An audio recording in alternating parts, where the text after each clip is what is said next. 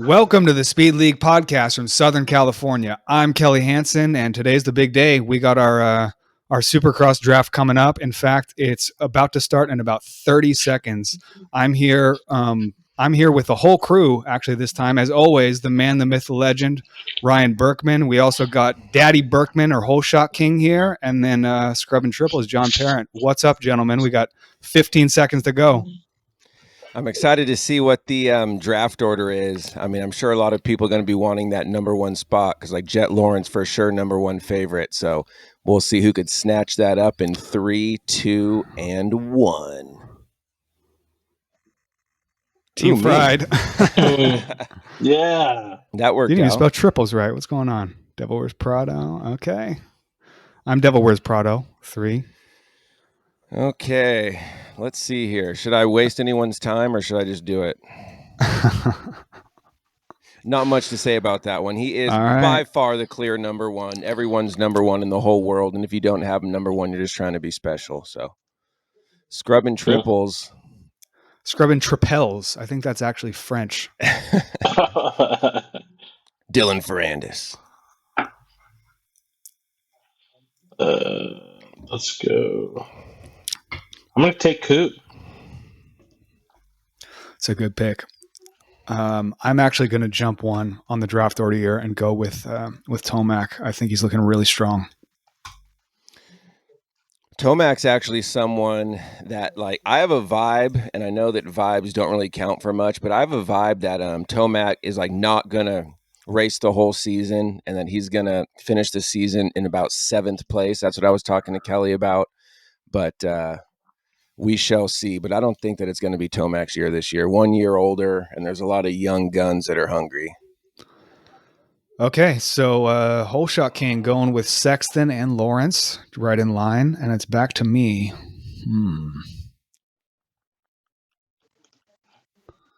All right, let's roll Anderson.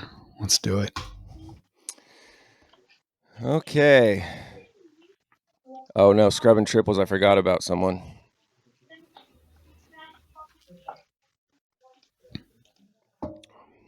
Yeah, you know, we had Tomac ranked 4th, but I went back and I was watching the SMX rounds, and I mean, he was battling with the Lawrences, both of them, that entire time. I mean, Tomac is strong right now, and I think last season he wasn't 100% the whole season, you know, coming back from that bad Achilles injury. So I don't know. Hopes are high, I think, this year for Tomac.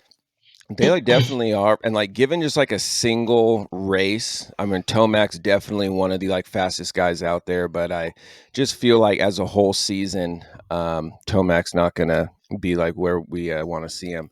My pick, I am so glad Plessinger dropped to me. I had Plessinger on my little personal rankings. Me and Kelly take Speed League rankings really, really seriously, go over these for hours and hours. I had Plessinger like a little higher than this. I had him above Roxon. So the fact that he dropped to me, I couldn't be happier. So I'm going to scoop up Plessinger with my second pick. And then I might mosey on over to the 250s here. It's not a bad thing to have the number one 450 and 250 guy. But now the question is, who do I think is going to dominate more? RJ Hampshire, Vial, Deegan, or Kitchen? You know what? Welcome to the danger zone. There it is. You've had Deegan a fair amount, I think. You've had him in a few different leagues. I've had him for the like very first season that even started racing. No one drafted him. He was undrafted, started kicking ass. I had him last year, and then now I have him this year. So I'm definitely Team Deegan, and it has like worked out decently well. So scrubbing triples kitchen. Going to the kitchen. Okay.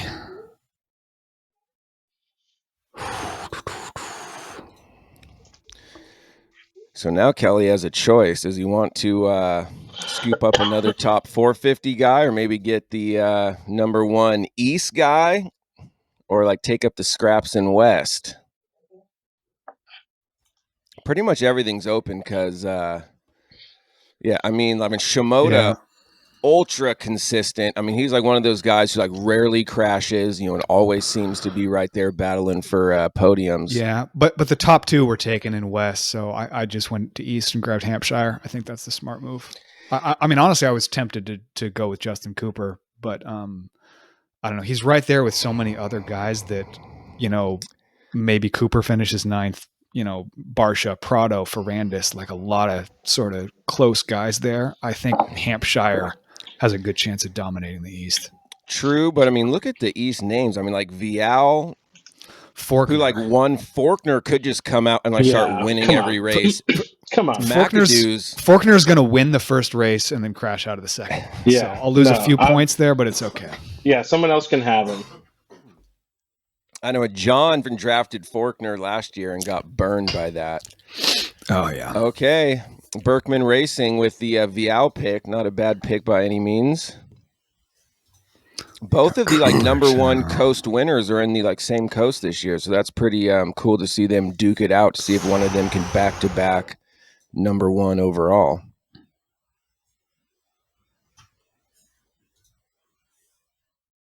There wasn't really any like movement from like people moving from like 250s to like 450s this year. So I mean, like the 250s are ultra stacked, and just everyone who won, everyone who got second, third, like the top guys are all back. Plus a lot of rookies that is now their like sophomore year. So I mean, like the 250 class is almost as stacked as I've ever seen it. So I'm really looking forward to that. What do I do here? How many of these guys did we notice or see running the European circuits? So I'm American. I didn't watch too much European circuit, to be honest. But No. Kelly might know, but he's deep in thought right now on what he's going to do. I picked up Barsha. I was going to go with my namesake for my team, Prado, but I think Barsha's the safer bet. I mean, Prado on the way back. Prado is the big, question mark for this year. I mean, he's, two-time MXGP champion and like did the first 3 races last year kind of just on a whim and like finished in the top 10 and now is coming back to do it full time. I mean, super, super talented rider, but Supercross newbie. So there's a good chance he comes out and wins the outdoor championship, but I don't have nearly that much confidence for Supercross. Scrub and Triples, you're up. Scrub and Triples is up, and I know that he's definitely not going to pick Faulkner because he was talking to me earlier today about how he has a bad taste in his mouth with Faulkner. I think I had him 2 years in a row, and he failed twice. He's failed a lot more times than that. I mean, look, he's arguably the fastest guy in the 250 class. He just, I mean, I don't know if it's bad luck or, just inconsistency or what. Well, maybe Team Triumph will be the hot ticket for him. I hope so. I want to see him do well. Me too.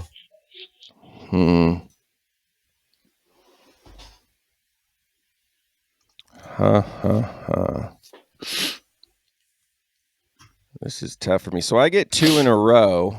We know who you're going to get. Don't play this game. I don't think you do because I don't know who I'm getting at this point, to be honest. Okay, I'm going to guess one. You're going to pick Prado. That's my guess. That is for sure one, actually. Okay, well, yeah. Ooh. But I'm giving myself some time, knowing that I have 2 picks and I probably going to take Prado. Do I want to take that risk with Faulkner? You won't. You're going to end up taking McAdoo, but that's all right. We don't need to take your picks. That's all right.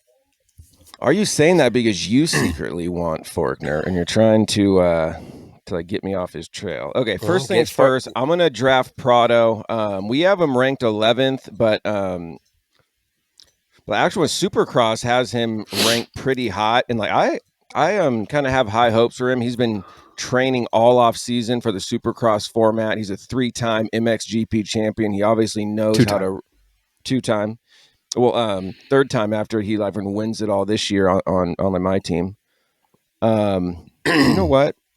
Fuck it. Come on, Faulkner. Have this be your year, buddy. You can't fail 7 years in a row. Here we go. Faulkner, baby. I actually wanted to get Faulkner. I was going to get him if my turn came around.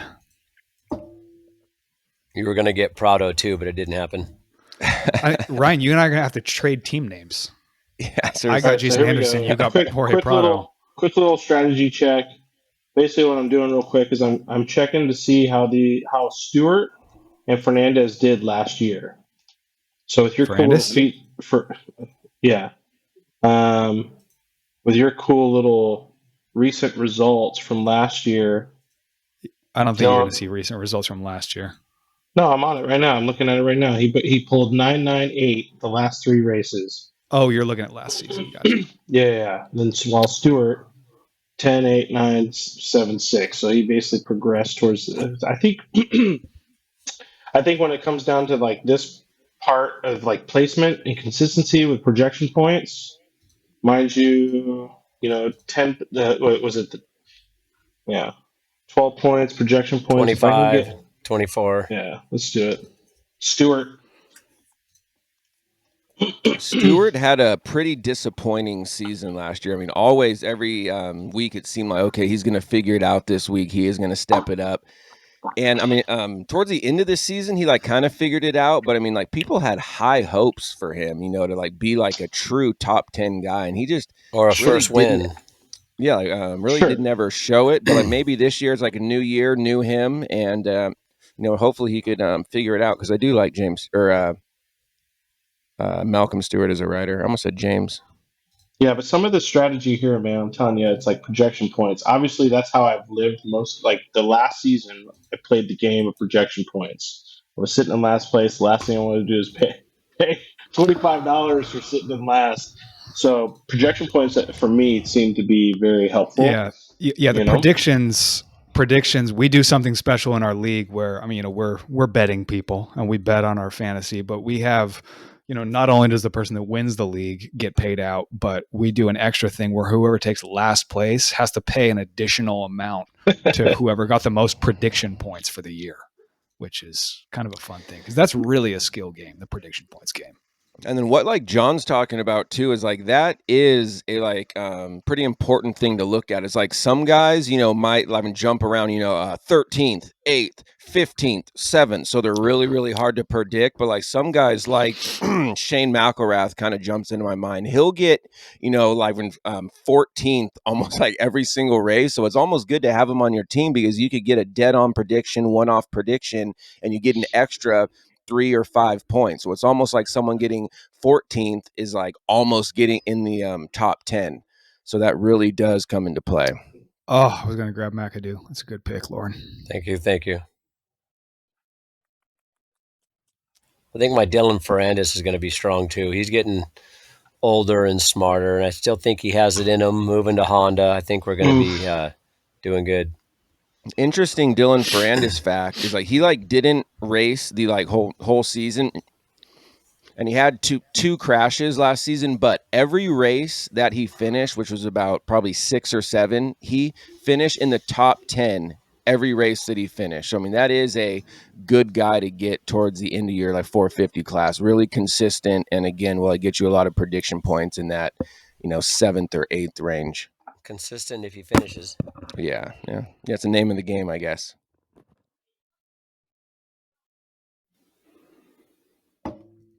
So scrubbing triples is up. I snatched up Pierce Brown on the last round. I was looking for that. I'm going to pick up Nate Thrasher.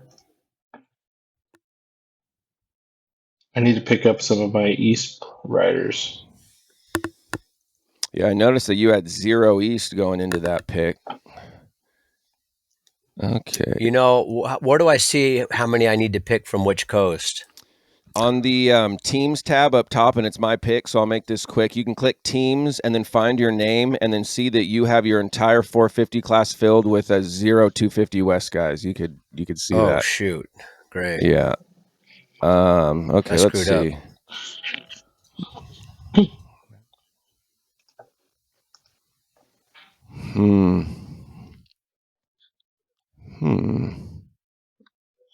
Wow, Lauren has a crazy 450 team. Sexton, Hunter Lawrence, Justin Cooper, Dylan Ferrandis. Wow.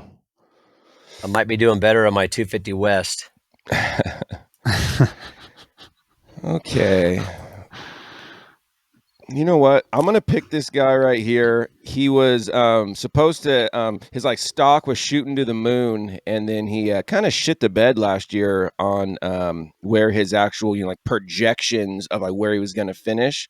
But I think that he might figure it out this year. Max Anstey for my first pick, and I do get 2. Anstey's a good pick. I mean, just moved to the Star Yamaha team. That's a good pick.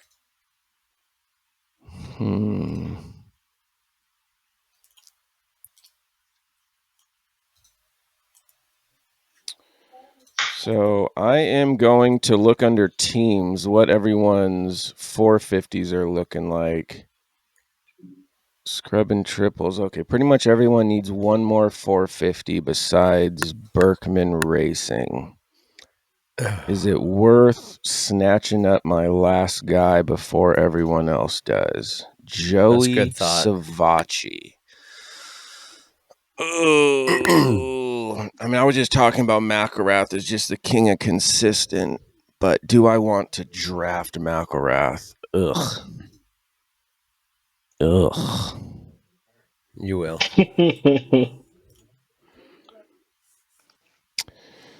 There's just a lot of... Craig got hurt last year, right? Craig? Yeah, Christian Craig. Yeah, I think so. But he also had just a pitiful year, even when he was racing. I'm going Garrett Marchbanks. That's a good one. I like him. All right. The Frenchman scrubbing tripels is up. Tripels. I fixed that. Does it still show that? I haven't refreshed my screen. Okay.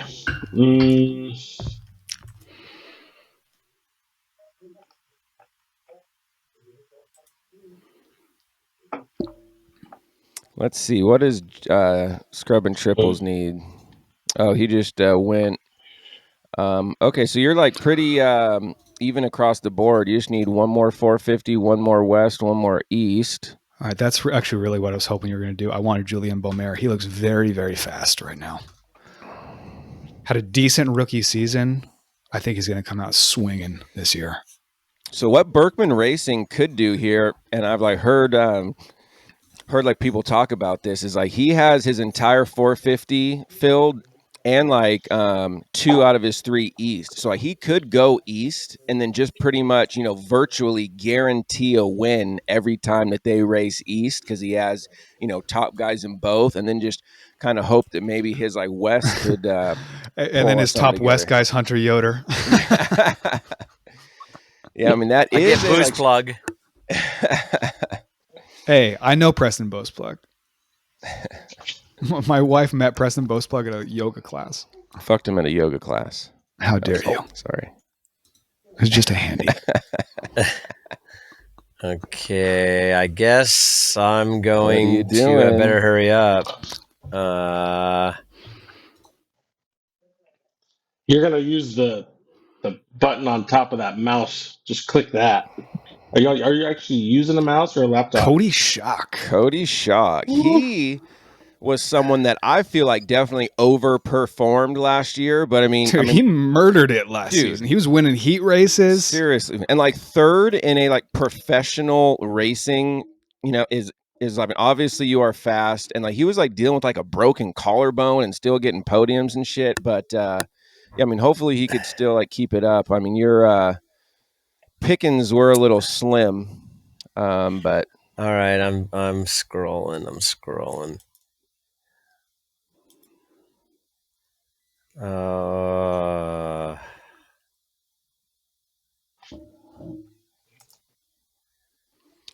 Moserman, Roberts. DeFrancisco, he was a Supercross kid in the rookie seasons, in the amateurs. He had a like really good, I think it was first race, wasn't it? DeFrancisco who like came out and like got like third on like race 1, and everyone thought that he was the next big thing, and like kind of petered out a little bit. I think you're talking about Daxton Bennick. Oh yeah, DeFrancesco had a rough Supercross last year. He's more of an outdoor specialist. Stiles Robinson. I wanted him. What do I want to do here? All right, I think I'm filling out 450 here. Let's do Savachi. So that was my last 450 pick. Savachi could be sneaky good. I mean, he like missed last year, but I mean, he could be coming back with a fire under his ass for like vengeance. I mean, he's a fast guy. And last year, I mean, he was supposed to be racing the 250 class in Supercross for Triumph. It wasn't even an injury or anything. And then he just, I think it was the weird point out rule or something that was unanticipated. But the last time he was racing 450 Supercross, he was a top 10 guy. So I'm hopeful. All right, Scrub and Triples up once more. How's your team looking, Scrub and Triples? Need one of each. One of each coast.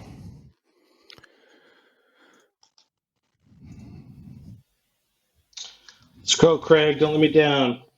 You know what? I actually kind of wanted Craig, to be honest. I don't. Well Me either. I don't want him.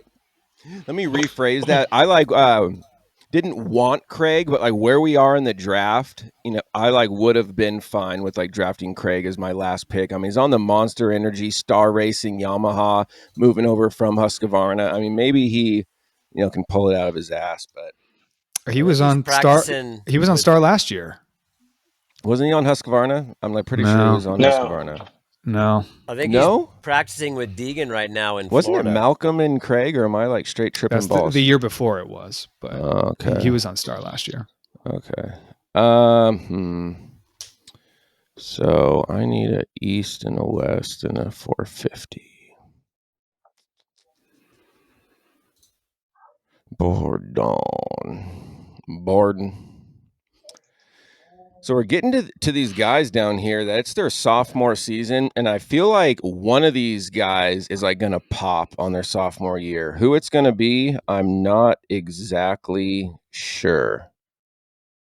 But let's hope that it's Chance Hymas is one of the guys that pops. I mean, he popped in outdoors. That's yes, for sure. He did. Real quick, I'm going to look through Prado, 450 filled, Berkman, 450 filled, Scrub and Triples, 450 filled. Okay, so I'm floating on that. So then it has to be a West guy. There's Mosiman floating around, Anthony Borden. Very, very interesting.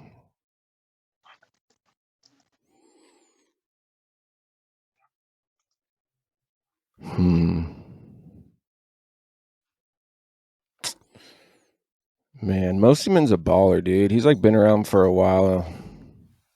Back in 1 second. Yeah, does that mean he's done or what? This is a tough pick, dude. This is a tough pick. And like some people rush through these like last picks, but I mean, I like feel like this is, like where leagues are won and lost on the like roster page, making waiver picks, and these last guys, like who's going to pop off and overperform their ADP or their average draft position. Mosiman, there it is. Let's go, buddy. Yeah, every once in a while you get a guy on one of these last draft picks that just totally overperforms and makes your whole season.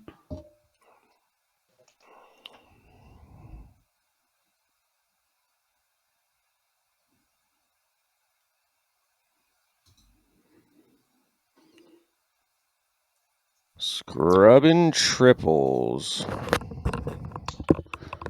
Yeah, I think Mosiman's missed 1 or 2 years, hasn't he? I mean, he was strong when he was riding, but he didn't race at all last year. I know that. Yeah. I mean, sometimes like a year off could hurt, and like sometimes it could do, your like mind and body good just to kind of, not have any lingering injuries, kind of think about exactly what you want to do. And the fact that he's back shows that he wants to be there and he's hungry, so like sometimes you come back with a newfound appreciation for it and start kicking ass.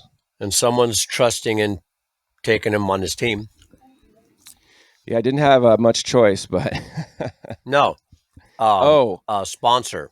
Okay, yeah. He's on arguably the best 250 team. Yeah, so exactly. Yes, I mean they wouldn't have him on his team if he was over it and washed. There are so many star Yamaha riders right now. It's absolutely insane. Okay, this is working out in my favor. I got exactly who I wanted. I'm going to take Max Voland. Okay. Now I need 1 250 West and 1 250 East. I guess I'll pick one of each of those. That's a good idea. 250 West. I'm going to have to pick. I mean, DeFrancisco should be able to kick ass in Supercross. Should. I mean, I totally agree with you, but should is the operative word there. Borden beat him straight up last year. Straight up. Yeah, by like a lot. On the Bar X, he's Bar X Yamaha now, but that was a Suzuki team last year he beat him on. Oh, he can do better on a Yamaha. You would think so. Well, I know Just many have to times kickstart it. I had DeFrancisco last year, and he let me down a bunch, so I'm not going to give him a second chance. A lot of times, if like someone did you dirty like the year before, you like always avoid them. It's actually pretty funny. I mean, same Yeah. with anyone. I'm not saying you as in you personally, but that's a trend with people doing fantasy, whether it's fantasy Supercross, fantasy football. If you have a bad taste in your mouth, you stay away from them. Yep. I still Okay. cheer. I still cheer for the Bears. That just means you're mentally ill at this point. The Bears were like So supposed horrible. to do so well this year. It's crazy how like Yeah. every quarterback they draft, Fields or freaking Williams. Okay, my teams are full. Let's get Failed. everybody. All right, I'll take the DeFrancisco plunge. I don't have a lot of confidence, but it's my last pick of the draft. I'll accept it. I had Daxton Bennick let me down last year, so you can have him. I remember that. Yeah.